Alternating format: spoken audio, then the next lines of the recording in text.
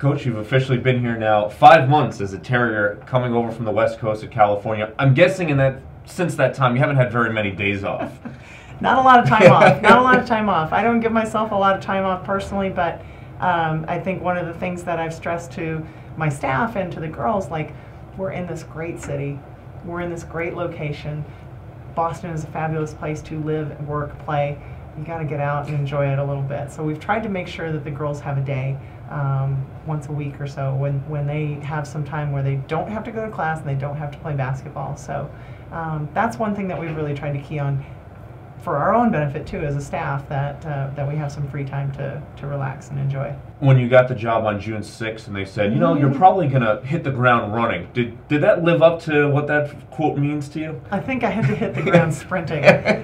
From June 6th to June 30th, whatever, how many days are there in June, I had to hire staff, I had to start recruiting, I had to figure out what we were going to teach them over the summer, and it's been a whirlwind, but it's been a fun whirlwind. So I usually actually ask this question to freshman athletes, but I think it's fitting for you as a new coach as well, which is, what's been the biggest transition for you now being the head coach of a D1 program? You know, I think the biggest transition for me is that knowing that every decision I make is really kind of the buck stops here, you know. It's so people are like, how do you want to do this? I'm like, I don't really care. Oh, wait a second, no, I do care.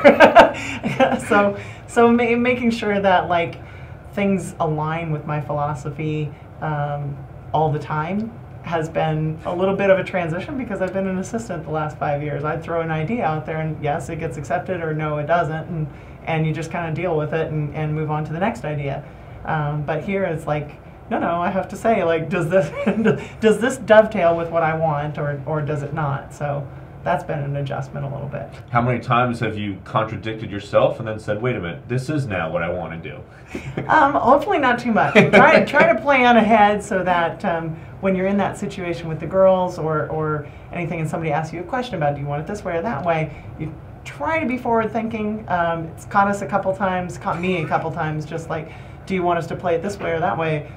I don't know yet. Let's try it this way. Let's see how it works. Trial and error. And some of it has been let's see what we're best at. Let's throw a few things at the wall and see what sticks. It's perfect pun, by the way, for what you have in this background. Just put it on the wall and see what happens. It seems like this is a perfect office for a coach to have this in the background. Yeah, we stole this idea from Cal. Yes, thank you, Lindsay. But it is a fabulous thing, because I think this wall has probably been scribbled on and erased over the 100 days or so that I've been here, at least a couple hundred times. So it's taken a lot of ink and eraser already. So last year, all of BU basketball was going through the new era, obviously going and joining the Patriot League. This year, it's kind of the same thing for the women's basketball program, again, with you as the head coach. And the oddity is that you're not doing it alone. You've got 4 freshmen, 3 sophomores, so a large underclass. It seems like you're all doing this together in the same boat. Everybody's trying to get their sea legs all at the same time. And so it's been great, though, because I think nobody's been coming in with any preconceived notions. And when I took the job, you know, I knew there were 6 returners and 4 incoming freshmen, and I was excited about the group because I'd done some research on who they were as people, but I purposefully didn't try to watch a ton of film on them,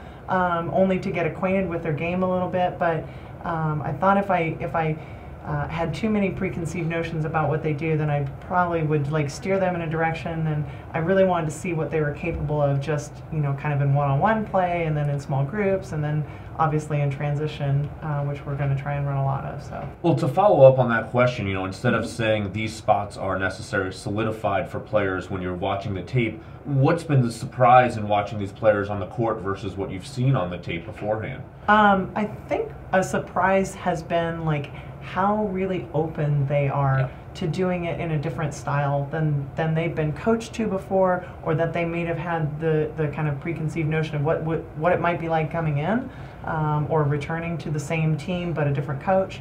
I've been really happy with how flexible everybody's been, how open they've been, how hard they've worked. I mean, they've worked really, really hard. They're playing a style that some of them, you know, haven't played in a couple of years, and so I think that's that's something that's not only exciting to them, but a little challenging sometimes. And so I appreciate how hard they've worked and how diligent they've been about getting in the gym and getting extra shots and working on this and asking questions and watching film. They've been great. So.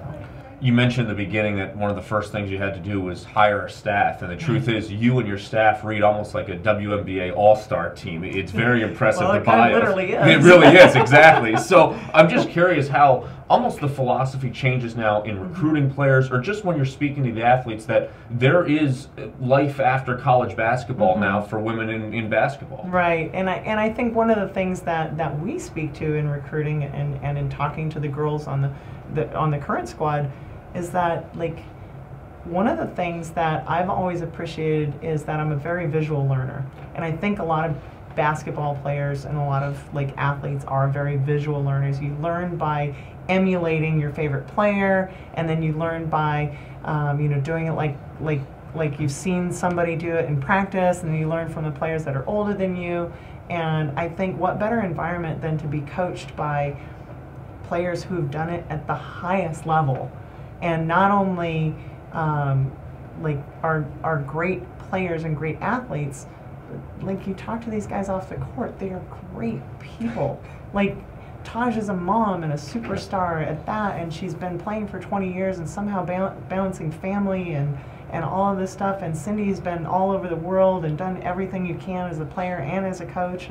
And Stephanie too, like, she's all over the Northeast and knows the recruiting landscape. They're all so accomplished, but off the court, they're great friends, they're great people. The kids enjoy coming into the office and hanging out with them, and that's the kind of friendliness that we want. That's the kind of environment we want people to experience when they're here and when they visit. So.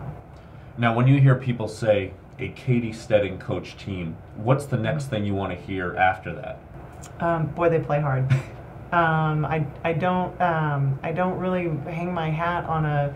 I do want to run. I do want to play a transition up-tempo game because I think that's more fun. I think it's more exciting. I think you get more points on the board. I think you get more butts in the seats. Yep. But I really want people to, at the end of the day, to say, boy, that team really works hard. They never give up. They play to the end. They, whatever the outcome of a particular game is, they know that BU is never going to give up.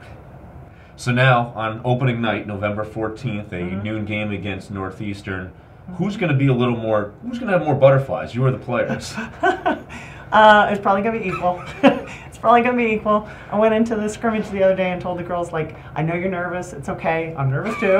Like, we'll get through it together. You hold my hand, I'll hold yours. So, but I think I think anytime you can relate to your players on a level that I've sat where you're sitting. I know how to get through it. Listen to Stephanie. Listen to Cindy. Listen to Taj. Listen to me. Like, we've all sat in your shoes. We know what we're talking about. We know how it feels. We know that anxiety is there. It's okay. It's okay, because that anxiety means that you care, and that's what we've told the girls. So just use it. Just use it and use it on defense. Try and get the jitters out on defense, Coach, thanks so much. Appreciate your time. Good luck. Thank you. Thanks a lot.